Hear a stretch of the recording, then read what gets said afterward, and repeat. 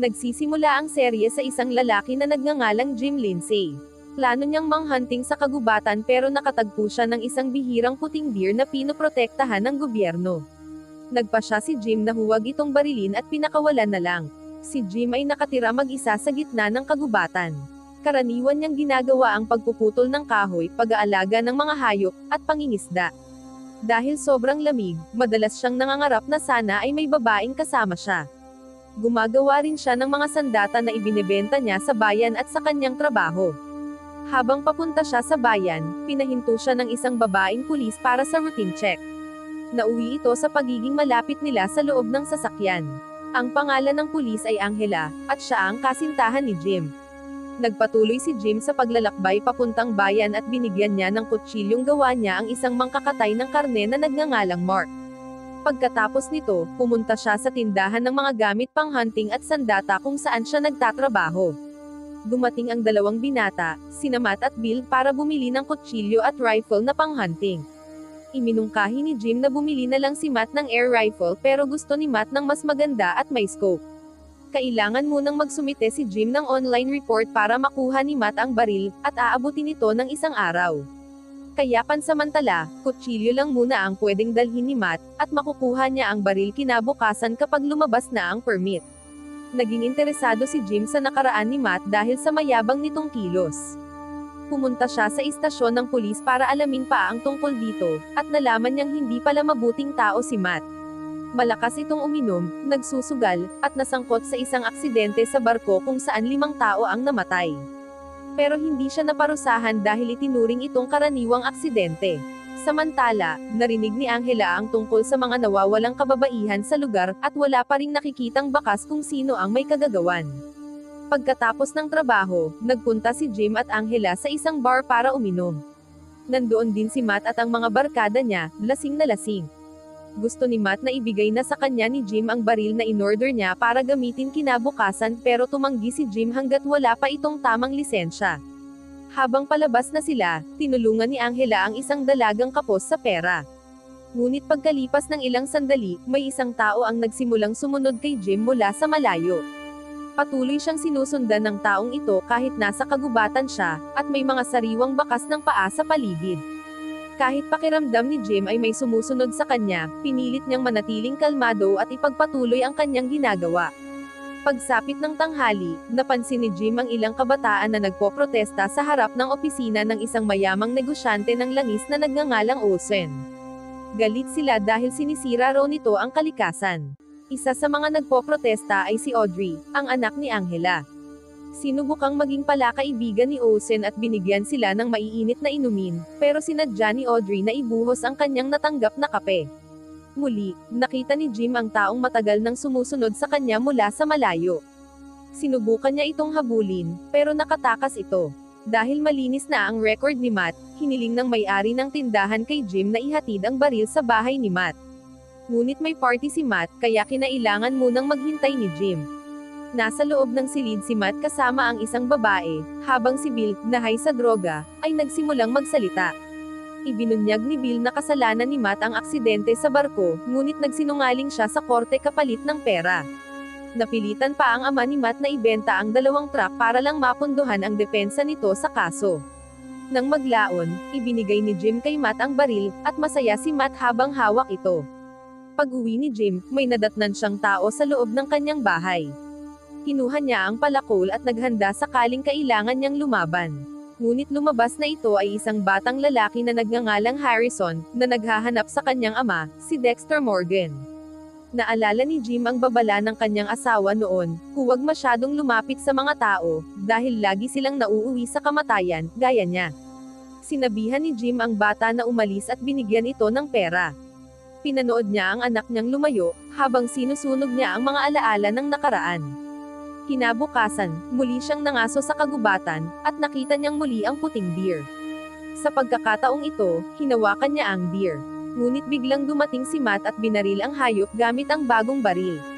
Nagngit-ngit si Jim at hinarap si Matt. Ginamit niya ang kutsilyo ni Matt upang tapusin ang naghihingalong deer, pagkatapos ay dinala niya ito pauwi at kumuha ng sample ng dugo ni Matt upang pagtakpan ang ebidensya. Nang magising si Matt, inakusahan niya si Jim na isa umanong serial killer. Inamin ni Jim na iyon ang una niyang pagpatay sa loob ng 10 taon, at ikinumpisal din niyang pinatay niya ang taong nanakit sa kanyang deer, at siya rin ang sanhi ng aksidente sa barko na pumatay sa 5 tao. Pinatay ni Jim si Matt at pinagputol-putol ang katawan nito. Pagkatapos, pinuntahan niya ang kanyang anak na naghihintay sa bus stop. Humingi siya ng tawad at hiniling sa anak na sumama na sa kanya. Sa bahay, ipinaliwanag ni Harrison na sinimulan niyang hanapin ang kanyang ama, si Dexter Morgan, matapos mamatay ang nag-aalaga sa kanya 3 taon na ang nakalipas. Nakakita siya ng isang liham mula sa kanyang ama at sinundan niya ito papuntang Miami, kung saan inilagay siya ng isang social worker sa foster care para sa mas maayos na buhay. Nang maglaon, nakakita siya ng litrato ng kanyang ama sa Instagram, ngunit ang pangalan doon ay Jim Lindsay, hindi Dexter Morgan. Nagtaka si Harrison kung bakit pinalitan ng kanyang ama ang pangalan niya, pero pinanatili muna ni Jim ang sikreto, dala ang mabigat na kalooban at pag-asang tuluyang makalimot sa madilim na nakaraan upang mamuhay ng tahimik. Samantala, ang babaeng tinulungan ni Angela at binigyan ng pera ay umiinom ng beer sa isang silid, hindi niya alam na may CCTV na nakamasid sa kanya. Kinabukasan, naghahanda si Jim para sa kanyang araw nang mapansin niya ang mga mantsa ng dugo sa harap ng kanyang kubo. Sinubukan niyang itago ang mga ito, ngunit biglang dumating ang mga pulis at ang search and rescue team na naghahanap kay Matt, na nawala habang nangangaso. Tinanong ni Angela kung pwedeng magtayo ng kampo malapit sa kubo ni Jim, at napilitan itong pumayag kahit ayaw niya. Nalaman din ni Angela na may anak pala ang kanyang kasintahan na kasing edad lang ni Audrey. Sinabi ni Harrison na baka manatili muna siya sa kanyang ama simula nang pumanaw ang kanyang ina para may makasama ito sa buhay. Sa kalaunan, inutusan ni Angela ang kanyang team na maghiwa-hiwalay para sa paghahanap, ngunit kinabahan si Jim nang magpalipad ng drone ang isa sa mga pulis. Sa kabutihang palad, bumangga ang drone sa puno at bumagsak. Nagkunwaring tumutulong si Jim sa paghahanap kay Matt sa kagubatan, pero ang totoo ay sinusubukan niyang burahin ang mga bakas ng dugo sa kalsada. Sa huli, narating nila ang lugar kung saan binaril ang puting deer. Nagpanggap si Jim na nagulat at inutusan ang anak niyang bumalik sa kubo upang sabihin kay Angela, habang siya naman ay nanatili roon upang linisin ang mga mantsa ng dugo bago pa dumating ang mga pulis.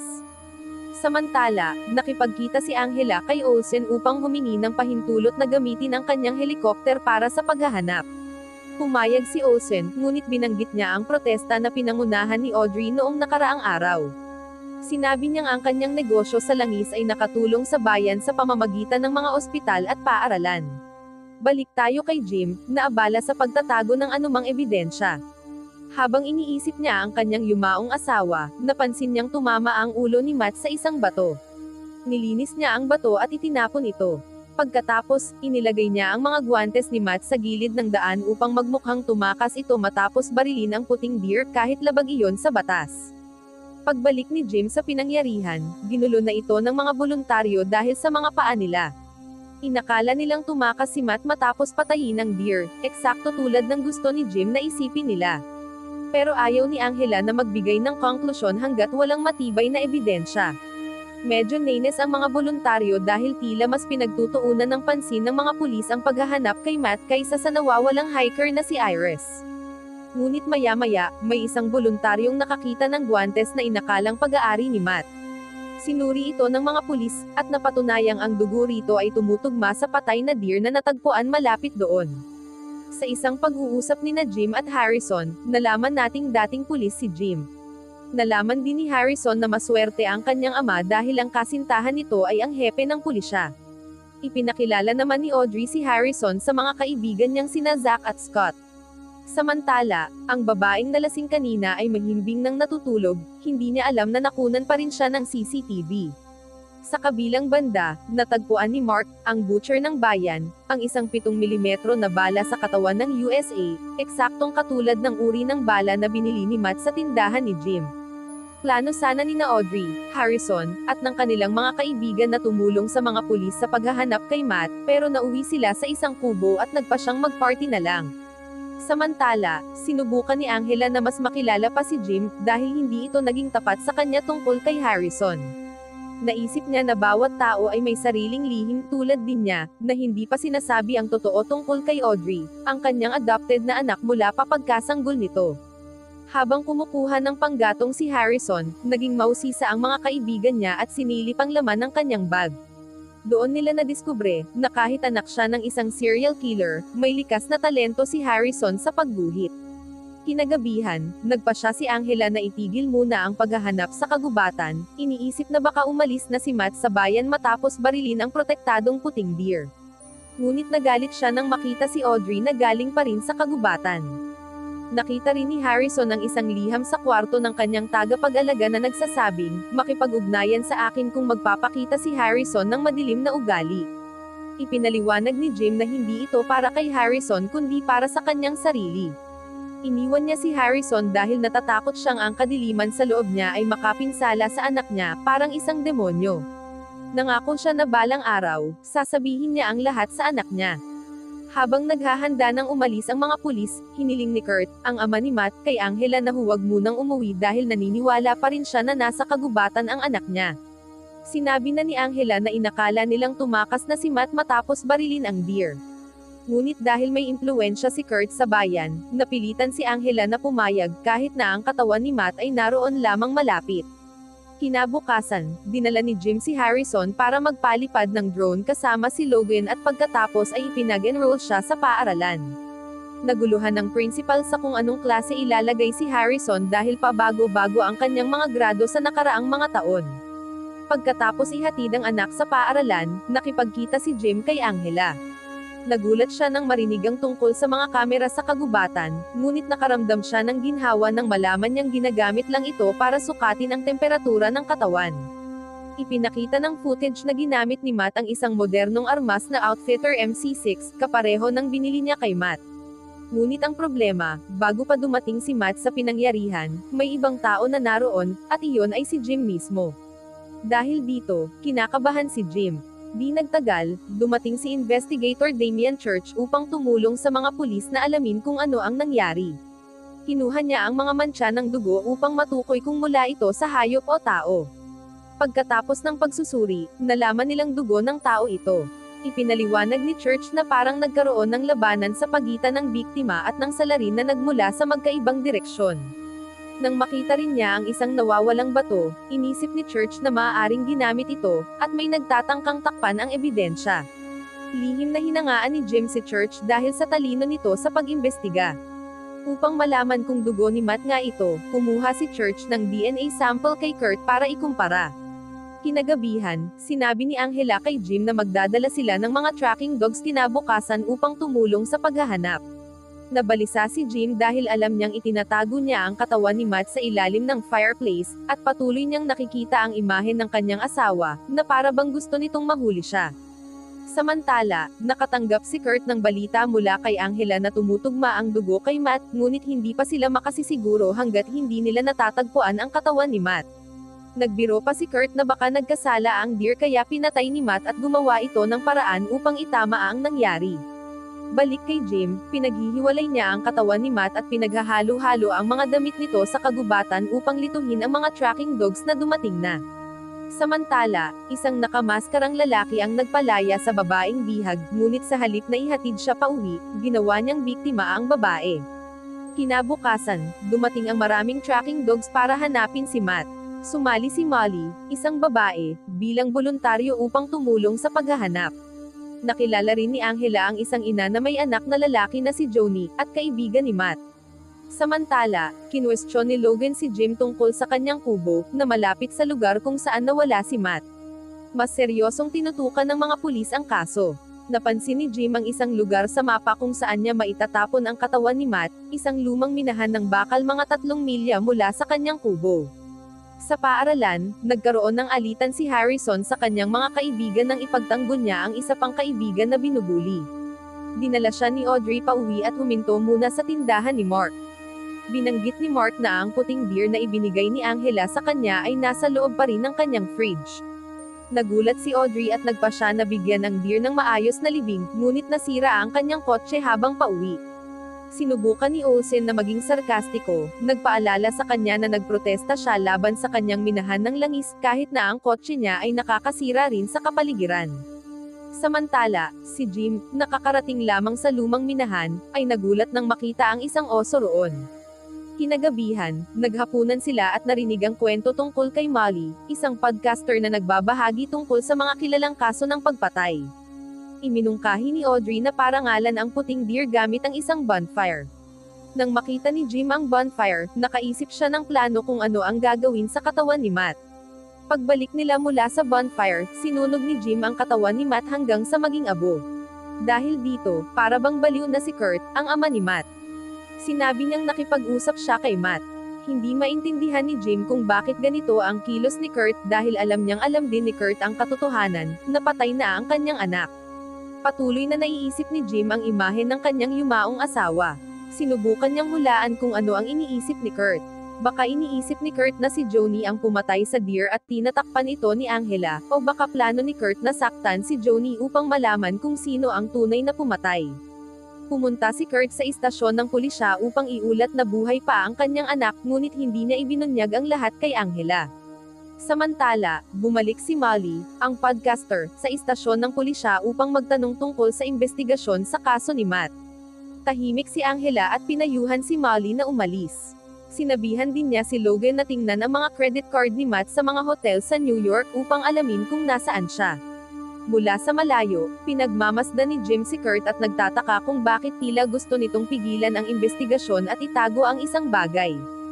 Habang nangyayari ito, nakinig si Harrison sa podcast ni Molly, na karamihan ay tungkol sa mga serial killing. Nagsimula ito sa kwento tungkol sa isang tao na gumagamit ng labaha sa pagpatay.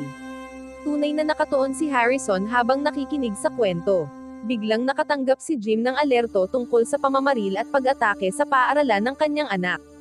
Nagmadali siyang pumunta at nakita ang kaibigan ng kanyang anak na si Ethan na dinadala sa ambulansya habang ang kanyang sariling anak ay tinutulungan sa medikal na atensyon. Ipinaliwanag ni Harrison na si Ethan ay estudyante na palaging binubuli, wala siyang ibang kaibigan maliban sa kanya, at ngayong araw ay gusto niyang maghihiganti sa mga bully sa pamamagitan ng pamamaril at pag-aaway. Napigilan siya ni Harrison kahit nag-away sila. May dala si Ethan na armas at listahan ng mga taong gusto niyang saktan. Kinabukasan, tinanong ni Jim ang kanyang anak tungkol sa nangyari, dahil hindi tumutugma ang sugat ni Harrison sa kwento na sinabi niya kay Angela. Ngunit tila nadismaya si Harrison, iniisip na hindi siya pinagkakatiwalaan ng kanyang ama. Pumunta si Harrison sa ospital upang bisitahin si Ethan, ngunit wala pa rin itong malay. Naiinis ang mga magulang ni Ethan dahil hindi agad sinabi ni Harrison ang nangyari, para sana ay nakatulong sila. Samantala, pumunta si Jim sa istasyon ng pulisya upang tingnan ang ilang larawan tungkol sa kaso ng pamamaril sa kanyang anak. Nandoon din si Audrey, kumuha ng litrato ng listahan ni Ethan. Ipinaliwanag ni Jim na ang armas at kutsilyong ginamit ni Ethan ay binili sa kanyang tindahan ng ama ni Ethan ilang panahon na ang nakalipas. Gumanap si Jim bilang detective at pumunta sa pinangyarihan ng krimen upang suriin ang mga sugat at mantsa ng dugo. Ipinagpalagay niya na tinutulungan siya ng kanyang yumaong asawa na maunawaan ang nangyari. Sinubukan nilang gawin muli ang eksena kung saan gumanap si Jim bilang parehong biktima at ang gumawa ng krimen. Napansin ni Jim na hindi tugma ang confession ni Harrison sa mga nangyari. Sa kanyang pananaw, parang inatake ni Harrison si Ethan mula sa likuran at pagkatapos ay sinaktan ang sarili upang paniwalaan ng iba ang kanyang kasinungalingan. Kinabukasan, nakatanggap si Harrison ng drone bilang regalo mula kay Kurt dahil itinuturing siyang bayani sa pagpigil kay Ethan na saktan ang ibang estudyante. Sinabi ni Kurt na mas mabuti si Harrison kaysa sa kanyang sariling anak na si Matt na karaniwang umiinom at nag-e-enjoy lang. Ngunit nang banggitin ni Kurt ang aksidente sa barko, aksidenteng nabunyag ni Jim na si Matt ang may kasalanan. Nagulat si Kurt dahil dapat ay isang lihim iyon. Sinabi naman ni Angela kay Jim na hindi nila kakasuhan si Harrison dahil nakitang pagtatanggol sa sarili ang ginawa niya, kahit na nanumpa si Ethan na inatake siya ni Harrison. Bigla, sa puso ni Jim, naisip niyang hindi na kailangang sumumpa si Ethan dahil naniniwala siyang nagsasabi ng totoo si Ethan. Halos tiyak niya na dinala ni Harrison ang armas sa paaralan noong araw na iyon. Dumating si Molly upang iulat ang isa pang kaso ng nawawalang babae mula sa nakaraan. Walang istasyon ng pulisya ang gustong hawakan ang mga kaso ng nawawalang tao maliban kay Angela. Inamin ni Angela na mula nang mawala ang kanyang kaibigan na si Iris, naiintindihan niya ang sakit ng pagkawala ng isang mahal sa buhay, kaya madalas siyang makialam sa ganitong mga kaso. Samantala, nakatagpo si Kurt ng isang batang babae na nangangailangan ng tulong habang nasa paaralan pa si Harrison. Hinanap ni Jim ang kwarto ng kanyang anak para sa armas na maaaring ginamit ni Harrison upang saktan ang kaibigan niya. Natagpuan ni Jim ang isang razor at nag-alala na baka namanan ng kanyang anak ang kanyang ugali na pumatay ng tao.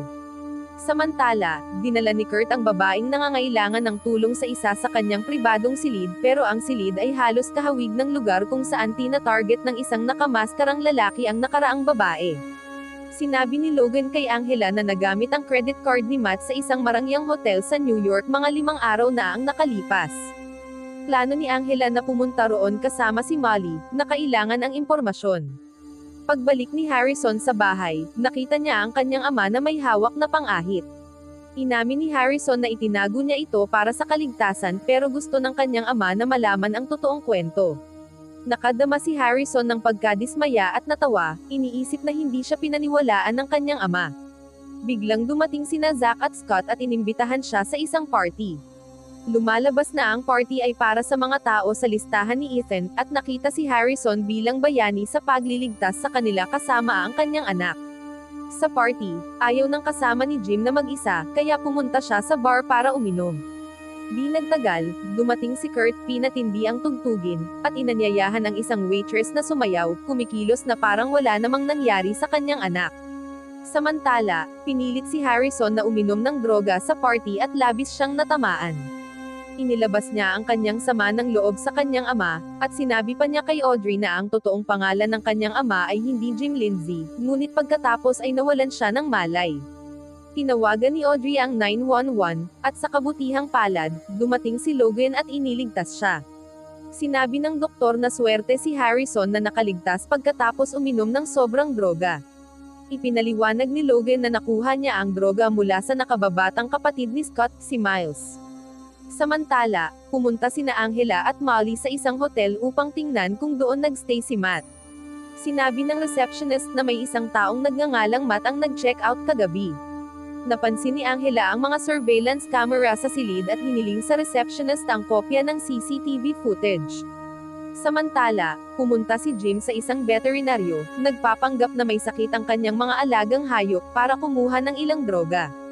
Si Jim, na may masamang balak, ay plano gamitin ang mga droga bilang paghihiganti sa taong nagbigay sa kanyang anak ng spike drugs. Pagkatapos, pumunta siya sa isang bar para hanapin ang isang taong nagngangalang Miles. Di nagtagal, nakita niya ang isang tao na bumibili ng droga mula sa isang lalaki na nakaupo ng tahimik sa sulok.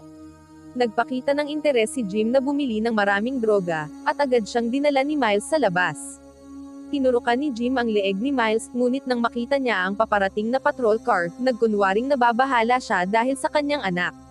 Samantala, sina Angela at Molly ay naghintay sa receptionist para sa CCTV footage habang nanonood ng press conference ni Batista. Balik kay Jim, tahimik niyang pinakinggan si Logan habang ini-interrogate si Miles na nagbigay ng impormasyon na ang mga droga na kanyang ipinamahagi ay mula sa isang lalaki na nagngangalang Jasper. Habang nagkukwento ng may pasasalamat, nakita ni Jim ang address ni Jasper sa police desk. Sa wakas, nalaman na si Kurt ang nakamaskarang lalaki at isa siyang psychopath.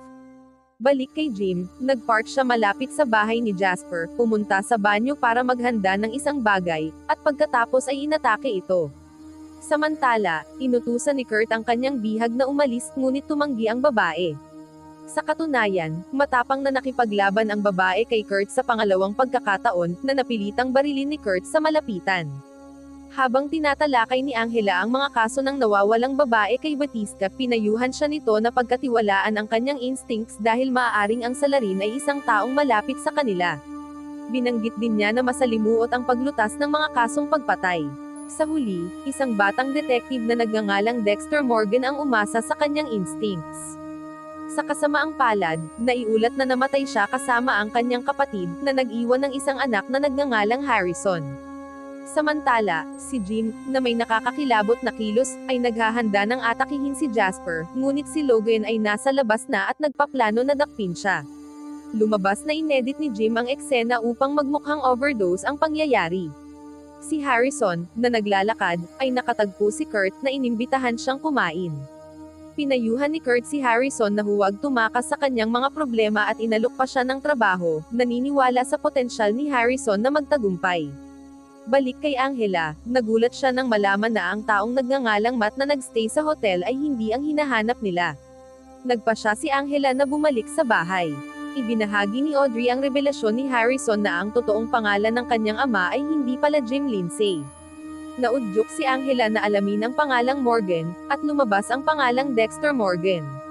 Nakita natin si Harrison, na nagpasya na huwag tumakas at nagsimulang magtrabaho ng mag-isa.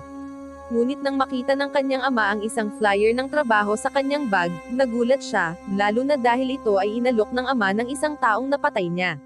Ipinaliwanag ni Harrison na gusto niyang matutong maging independent, ngunit hindi sumang-ayon ang kanyang ama, na ikinadismaya ni Harrison. Samantala, sinusubukan ni Kurt na itago ang mukha ng kanyang biktima, na nabasag dahil sa bala. Sa kanyang paglalakad, hinarap siya ni Angela, na nagpakilala bilang Dexter Morgan. Dinala niya si Jim sa istasyon ng pulis upang ipaliwanag ang lahat. Nadismaya si Angela dahil niloko siya ni Jim tungkol sa kanyang tunay na pagkakakilanlan mula pa sa simula. Inamin ni Jim na gusto niyang burahin ang masasamang alaala na kaugnay ng kanyang lumang pangalan, na nagdulot sa kanya ng pagkawala ng kanyang asawa at kapatid na si Dipre Morgan. Minsan ay sinubukan niyang wakasan ang kanyang buhay sa pamamagitan ng pagbagsak ng kanyang bangka sa isang bagyo, ngunit nakaligtas siya. Tiningnan niya ito bilang pagkakataon na magsimula muli, lumipat sa bayan na ito, at muling nakilala sina Angela at Harrison. Gayunpaman, hindi natutunaw ang puso ni Angela sa mga salita ni Jim dahil naniniwala siya na mahalaga ang relasyon na nakabatay sa katapatan. Samantala, pinagmamasdan ni Kurt ang isang babae na maaaring maging susunod niyang biktima. Dahil kailangan ng babae ng pera, kaya inakit niya ito gamit ang malaking halaga upang magmukhang mabait. Dumating ang kanyang kasintahan, na nagdulot ng pagkadismaya kay Kurt. Sunod, pumunta si Harrison upang kumuha ng work permit. Kahit na ayaw nitong pirmahan ng kanyang ama, hindi ito pinansin ni Harrison dahil gusto niyang kumita ng sarili niyang pera. Samantala, pinaghihinalaan ni Jim na maaaring isiniwalat ni Molly ang kanyang tunay na pagkakakilanlan kay Angela.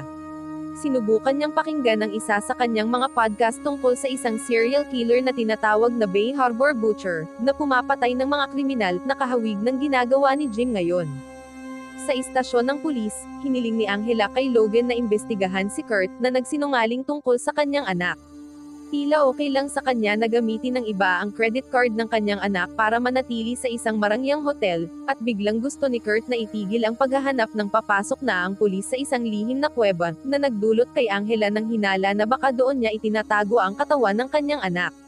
Noong gabing iyon, pumasok si Harrison sa kwarto ni Audrey sa pamamagitan ng bintana, nais niyang pag-usapan ang kanyang problema tungkol sa kanyang ama.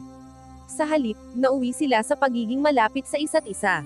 Kinabukasan, nagulat si Angela nang makita sila ng magkasama at iniulat ang kilos ni Harrison sa kanyang ama. Si Jim, naguguluhan kung ano ang gagawin, ay nagbabala lamang sa kanyang anak na huwag na itong ulitin. Nag-aalala si Jim sa pag-uugali ng kanyang anak, kaya nagpasya siyang pumunta sa bar. Doon, nakita niya si Molly na kausap si Kurt. Dahil sa kuryosidad, nagkunwaring umorder ng pagkain si Jim habang nire-record ang kanilang usapan. Pagkatapos nilang umalis, pinakinggan ni Jim ang kanilang pag-uusap sa kanyang telepono at inalisa ito. Inamin ni Kurt na nagsinungaling siya tungkol kay Matt sa hotel at inimbitahan si Molly sa kanyang cabin para sa isang panayam. Sinundan sila ni Jim patungo sa cabin, naging suspetyoso, at naramdaman niyang maaaring si Kurt ang serial killer na hinahanap ni Angela. Samantala, pumasok sina Angela at ang kanyang kasamahan na si Teddy sa isang lihim na kuweba upang hanapin si Matt. Pinaniniwalaan ni Angela na ito ay perpektong lugar para itago ang isang katawan. Nakakita siya ng tumpok ng mga bato na mukhang pintuan sa iba pang mga daanan at natuklasan ang isang nakabaon na katawan sa ilalim nito. Sa kanyang pagkabigla, ito ay si Iris, ang kanyang matagal nang nawalang kaibigan, na nakilala sa pamamagitan ng bracelet na suot niya. Lumipat sa isang wrestling match, nagtagumpay si Harrison ngunit nabali ang braso ng kanyang kalaban. Pagkatapos ng laban, nag-alala si Jim sa marahas na ugali ng kanyang anak na makita sa publiko. Si Kurt naman, sa kabilang banda, ay tila masaya at binati pa si Harrison, na muntik nang mauwi sa isang pagtatalo sa pagitan nila.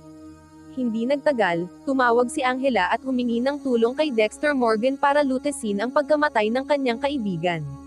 Bilang dating detective at eksperto sa forensic, hiniling niya kay Dexter na suriin kung ano ang nangyari sa kanyang kaibigan. Natuklasan niya na ang katawan ni Iris ay mahusay na napanatili dahil sa malamig na temperatura kahit na matagal na siyang patay. Naniniwala si Jim na siya ay nabaril mula sa malayo at pagkatapos ay hinatak sa lugar na iyon.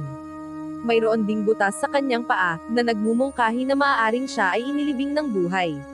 May kaunting pag-asa nang makakita si Jim ng isang piraso ng balat sa pagitan ng mga ngipin ni Iris na posibleng magamit bilang ebidensya.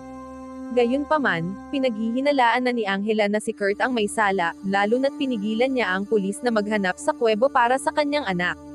Kinabukasan, pagkatapos ng almusal kasama ang kanyang anak, sinabi ni Jim kay Angela ang tungkol sa pulong ni Molly kay Kurt at dinala siya sa lugar. Ngunit, ang lugar ay walang tao, hindi tulad ng nakaraang araw na mukhang isang marangyang hotel. Samantala, naghahanda si Harrison na hugasan ang sasakyan ni Kurt. Binantayan siya ni Jim mula sa malayo, ngunit tila hindi komportable si Harrison at hiniling sa kanyang ama na umalis. Di nagtagal, dumating si Kurt at binigyan si Jim ng isang piraso ng tinapay. Ang kanilang usapan ay nagpapahiwatig na alam nila ang tunay na pagkakakilanlan ng isa't isa. Ngunit dumating si Angela at inaresto si Kurt sa kasong pagpatay kay Iris. Sa opisina ni Angela, tinanong niya kung bakit nagsinungaling si Kurt sa pulis tungkol sa video call sa kanyang anak, samantalang walang record ng ganoong tawag. Naging kahina-hinala ito para kay Angela dahil pinigilan niya ang paghahanap sa kanyang anak habang papasok na ang pulis sa kuweba, ngunit nanatiling kalmado si Kurt dahil wala pang ebidensya na nag-uugnay sa kanya sa mga pagpatay. Balik kay Harrison, nakatanggap siya ng isang envelope mula sa isa sa mga driver ni Kurt upang ibigay sa kanyang ama pagkatapos ng trabaho. Ibinigay ni Harrison ang envelope sa kanyang ama, at nang buksan nila ito, nakita nila ang ilang metal bars na ginagamit sa ospital para sa mga nabali na buto. Noong gabing iyon, pinakawalan ni Jim ang mga tupa ng kapitbahay para magdulot ng gulo, na ikinabalisin ng pulis habang sinusubukang hulihin ang mga tupa. Pinayuhan ni Jim si Kurt na lumayo sa kanyang anak at sa driver ng truck na naghatid ng envelope. Pinaalala ni Kurt kay Jim ang isang gabing may nyebe nang makarating sila sa bahay, at napagtanto ni Kurt na abo pala iyon, hindi nyebe. Alam niya mula pa sa simula na pinatay at sinunog ni Jim ang kanyang anak na si Matt. Ang titanium bars sa envelope ang patunay na hindi lahat ng ebidensya ay maaaring sirain ng apoy, nasa binti ni Matt ang mga ito mula sa isang aksidente sa barko. Kaya kahit nasa bilangguan, maaari pa ring maghihiganti si Kurt. Nang maglaon, sa opisina ng kanyang abogado, pumayag si Kurt na magbahagi ng impormasyon tungkol kay Iris. Ayon sa kanya, 25 taon na ang nakalipas, pinasakay ni Kurt at ng kanyang ama si Iris sa kanilang truck. Gusto nilang dalhin siya sa bahay dahil sinabi niyang tumakas siya, ngunit kinagat ni Iris ang kanyang ama, na ikinainis nito, kaya pinutukan niya si Iris mula sa malayo. Nilipat ni Kurt ang pananagutan sa pagpatay sa kanyang sariling ama. Sinusuportahan ng ebidensya ng forensic ang kanyang kwento, isang piraso ng balat na natagpuan sa ngipin ng biktima ay tumugma ng 67% kay Kurt at 33% ay hindi. Ito ay sapat na dahilan para malinis si Kurt sa lahat ng kaso. Samantala, palihim na pumasok si Jim sa opisina ni Kurt ngunit walang nakita na kahina-hinala maliban sa isang envelope na may mga transaksyon sa pagitan ni Kurt at isang taong nagngangalang Ella. Lalong nag-alala si Jim at nagpasya siyang patayin si Kurt matapos malaman na siya ay pinalaya. Nasa bar si Angela nang lapitan siya ni Molly. Naramdaman ni Molly ang pagsisisi dahil hindi na ipakulong ni Angela si Kurt kahit na naniniwala rin siya na isa itong mamamatay tao. Halos maging biktima rin si Molly ni Kurt ngunit nakialam si Jim. Nagtaka si Angela kung paano nalaman ni Jim na pupunta siya sa cabin ni Kurt at kung ano ang tunay niyang interes sa bagay na iyon. Hindi alam ni Molly na siya pala ang target ni Kurt. Sa ibang lugar, 4 na siga na nagsasabing kaibigan ng isang wrestler ang nais maghihiganti kay Harrison. Kinuha niya ang isang labaha upang ipagtanggol ang sarili, ngunit nakialam ang kanyang ama sa tamang oras.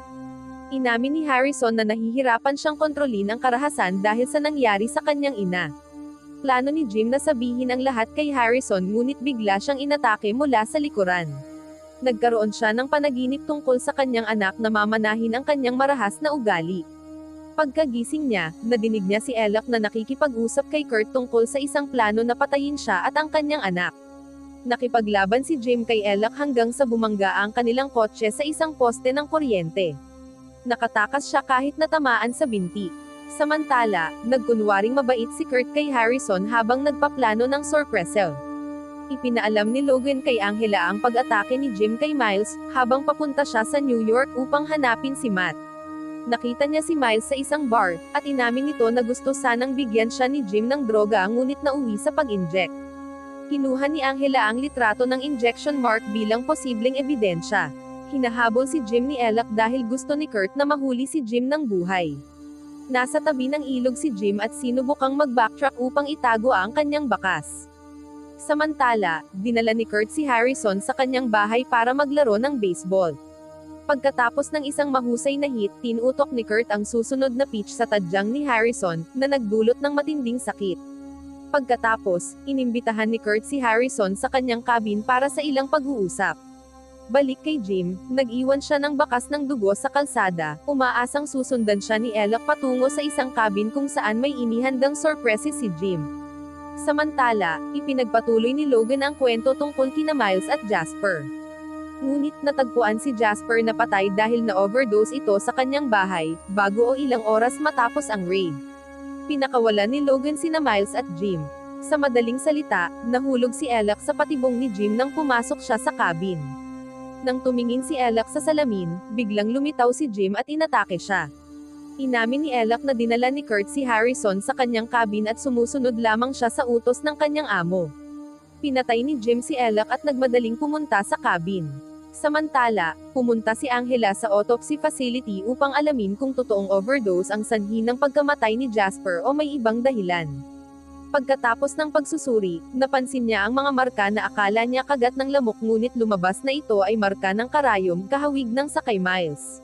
Habang papunta si Jim, sinubukan niyang tawagan si Harrison, ngunit naka-activate ang airplane mode sa telepono ng kanyang anak kaya imposible siyang matawagan. Kasalukuyang pinag-uusapan ni Harrison ang kanyang pakiramdam ng pagkakahiwalay sa kanyang ama, na nararamdaman na may itinatago si Jim sa kanya. Hindi alam ni Harrison na siya pala ay nasa panganib.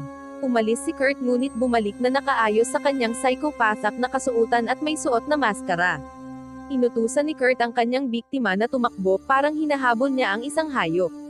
Sa kabutihang palad, dumating si Jim sa tamang oras at inararo niya si Kurt ngunit nakatakas pa rin si Kurt. Samantala, ipinagpatuloy ni Angela ang kanyang investigasyon sa pagkamatay ni Jasper, pinaghihinalaan si Jim bilang sanhi at nagtataka kung si Jim nga ba ang alamat na serial killer na matagal na niyang hinahanap. Ngunit nangako si Jim na magiging mas bukas at tapat sa kanyang anak. Ibinahagi niya ang kanyang karanasan noong edad ni Harrison kung kailan nakipaglaban din siya sa kanyang marahas na ugali. Pinayuhan siya ng ama ni Jim, na siya ring lolo ni Harrison, na idirekta ang mga madilim na hangarin sa tamang paraan. Niyakap ni Harrison ang kanyang ama, nagpapasalamat sa katapatan at pagiging bukas nito. Pagdating sa bahay, ikinuwento ni Jim ang kanyang buhay sa anak, kabilang ang kanyang pagkabinata na nagnanais pumatay, tulad ng nararamdaman ni Harrison ngayon. Nakipaglaban si Jim sa mga ugaling ito. Ang kanyang unang biktima ay si Wiggles, isang manliligalig at predator na nagtatago sa likod ng maskara ng clown. Nang maramdaman niyang hindi maaasahan ang batas, siya mismo ang kumilos. Tinanong ni Harrison kung bakit pareho silang may ganitong hangarin na saktan o pumatay ng iba, at ipinaliwanag ni Jim na nasaksihan nila ang pagpatay sa kanilang ina, kaya mahirap alisin ang mga madilim na pagnanasa. Pinayuhan ng ama ni Jim, na siya ring lolo ni Harrison, si Jim na gamitin ang mga pagnanasa para sa kabutihan, sa pamamagitan ng pagpatay lamang sa mga tunay na nagkasala, basta may 100% na ebidensya ng kanilang kasalanan. Nakalikom si Jim ng hindi maikakailang ebidensya sa mga krimen ni Wiggles, kabilang ang mga litrato ng mga batang nagdusis sa kanyang kamay. Handa si Jim na kumilos sa kanyang sariling paraan dahil nabigo ang legal na sistema na maghatid ng katarungan. Bago isagawa ang kanyang bersyon ng parusa, palaging sinisiguro ni Jim na harapin ang mga nagkasala sa kanilang mga ginawa. Ang kanyang pangunahing layunin ay tiyakin na walang inosenteng tao ang magdusid dahil sa kanyang mga aksyon.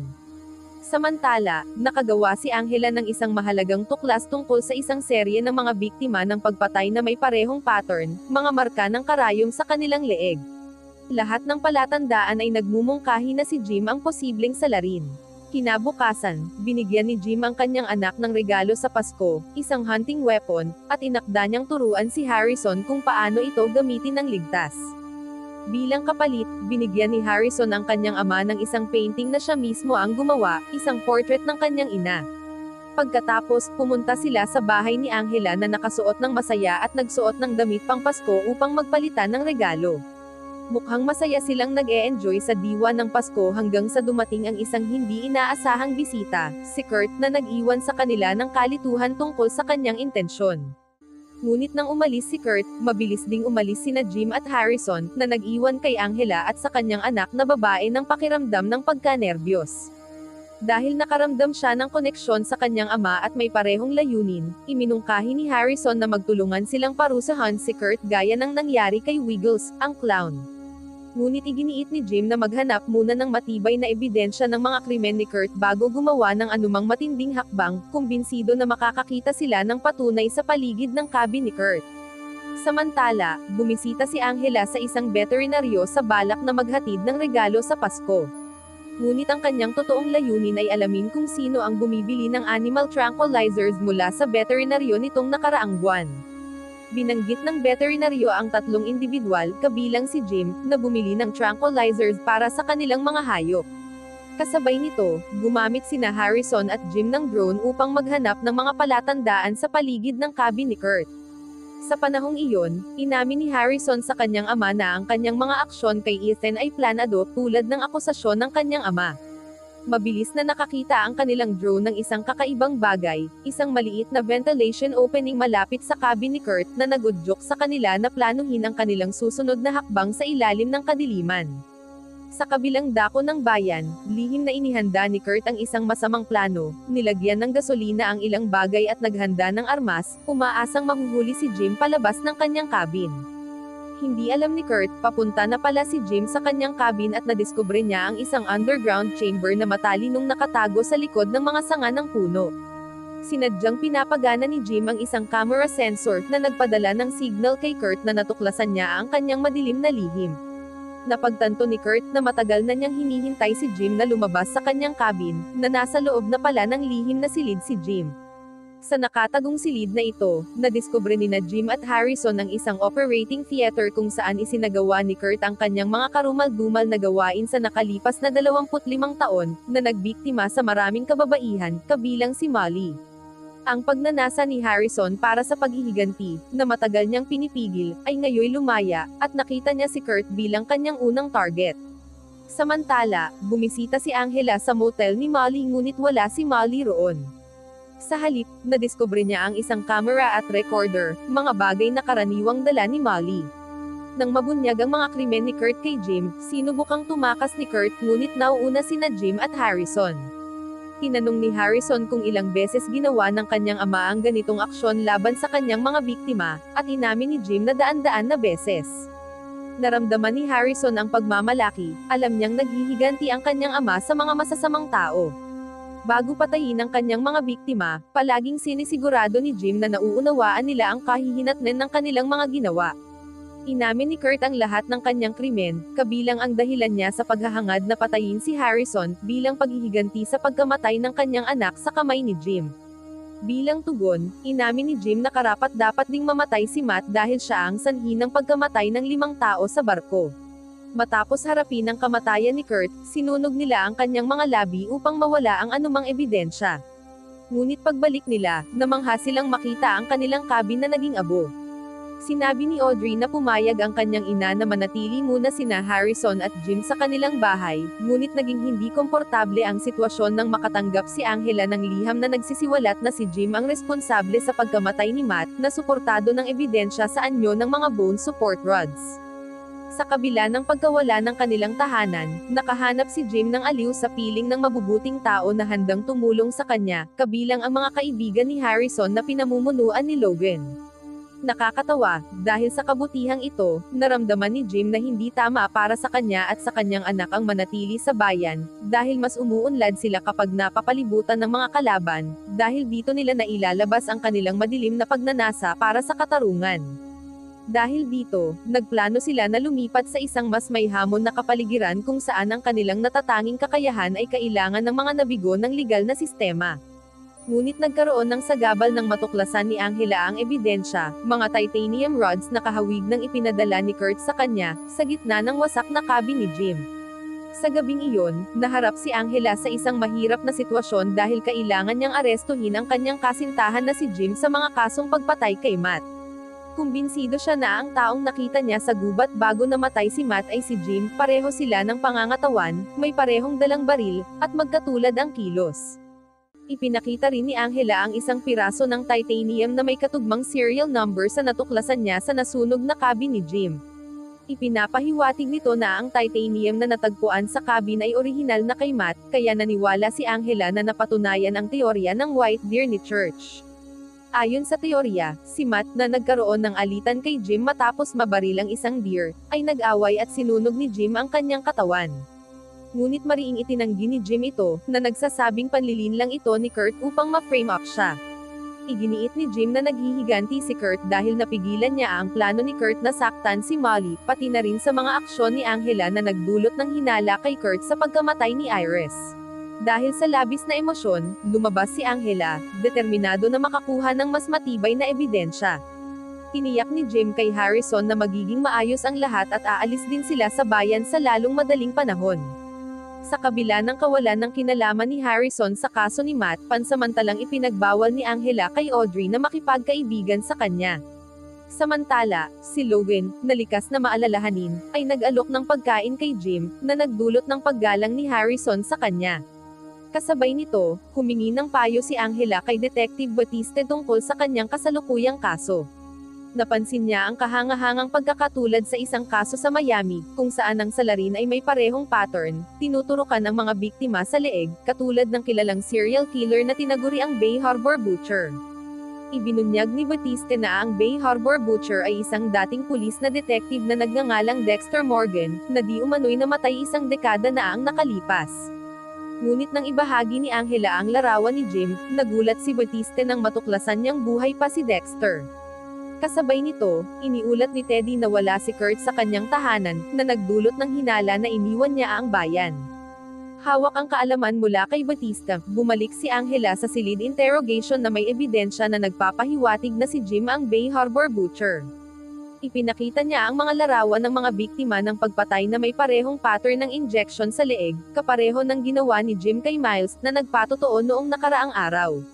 Lalong tumitibay ang paniniwala ni Angela na ang kanyang kasintahan ang matagal nang hinahanap na salarin. Mariing itinanggi ni Jim ang lahat ng akusasyon, na sinasabing ang Bay Harbor Butcher ay isang pulis sa Miami, hindi siya. Ngunit hindi na pinansin ni Angela ang distinksyong ito. Ang kaso ay ililipat sa isang korte sa Florida na may parusang kamatayan, at mas mahalaga, haharapin ni Jim ang kanyang dating kasamahan.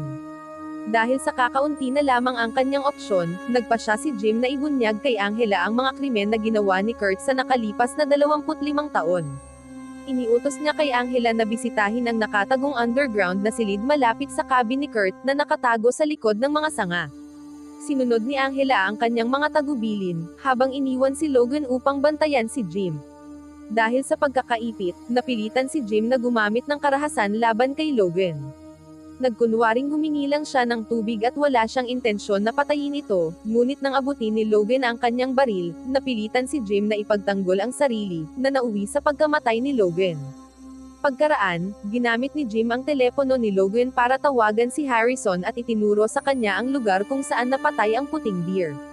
Samantala, narating na ni Angela ang itinakdang lugar at gaya ng inaasahan, natagpuan niya ang halos 30 nawawalang babae. Sinubukan niyang tawagan si Logan, ngunit hindi siya sumagot.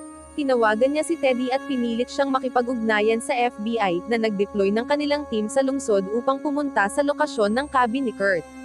Labis na nag-alala si Angela kay Logan at dali-dali siyang bumalik sa opisina, kung saan natagpuan niya itong walang buhay. Nang makita ni Harrison ang kanyang ama sa lugar kung saan napatay ang puting deer, napansin niya ang dugo sa mukha ni Jim. Inamin ni Jim na siya ang pumatay kay Logan at ipinaliwanag na wala siyang ibang pagpipilian. Ikinalungkot ito ni Harrison dahil inisip niya na ang kanyang ama ay target lamang ang mga masama, hindi ang mga inosenteng tulad ni Logan. Mahigpit niyang hinikayat ang kanyang ama na sumuko. Bukas loob niyang inamin na ayaw niyang tularan ang mga yapak ng kanyang ama, dahil ang mga ginawa ni Jim ay nagdulot ng kamatayan sa mga tao sa paligid nila at negatibong nakaapekto sa buhay ni Harrison sa nakalipas na dekada. Naintindihan ito ni Jim at pumayag na inamin na hindi siya kailanman mamahalin ng iba. Humiling siya kay Harrison na tapusin na siya sa halip na harapin ang parusang kamatayan. Sa huli, natapos ang buhay ng serial killer sa kamay ng kanyang sariling anak. Pagkatapos, dumating si Angela, at inamin ni Harrison na siya ang pumatay sa kanyang ama dahil pinatay ni Jim ang mga mabubuting tao tulad ni Logan.